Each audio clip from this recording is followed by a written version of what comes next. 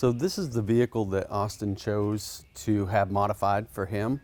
It's a Chrysler Pacifica, but part of the modification was actually to send this to a company called Braun. And Braun actually goes in and cuts the floor from the front firewall all the way back to the rear axle. They lower the floor, and that's where you get the accessibility for a wheelchair client. It makes it lower, gives them the headroom to enter. The ramp is a fold-out ramp. So when he opens the automatic door, the ramp folds out automatically. From that point, you can see we have a lockdown inside the vehicle. That's where Austin actually rolls in with his power chair and he locks down. Once he's locked in position, in the driver's seat, there is a transfer seat. That transfer seat will actually turn, come back to the side of his wheelchair.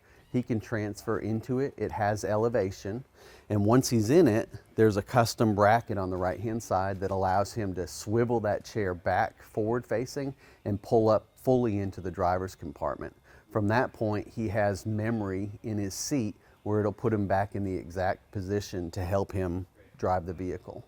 Once Austin's in his transfer seat and he swivels to the front facing compartment and pulls up, at that point, we have a custom 3D printed steering orthotic that was done by SureGrip. That allows him to put his right appendage in, and he's able to fully steer with that appendage and the custom 3D printed orthotic. This is part of the electronic mobility control system. This touchscreen allows him to access all of his devices in the vehicle. You can see how it has the park, reverse, drive. It allows him to access his parking brake, his dome lights, his locks. It'll also switch and give him access to his heat and air controls throughout the vehicle. It'll also give him additional access to be able to unlock his wheelchair lockdown device, open his automatic doors when he goes to get out, and things like wiper, turn signals are all operated through this touchscreen also. When he's in motion and can't touch it because he's using his appendage to steer, he has a device on the back of his headrest that allows him to access all of the right turn, left turn, horn, dimmer, wiper, washer, and cruise control, all from this jelly bean switch when he's in motion.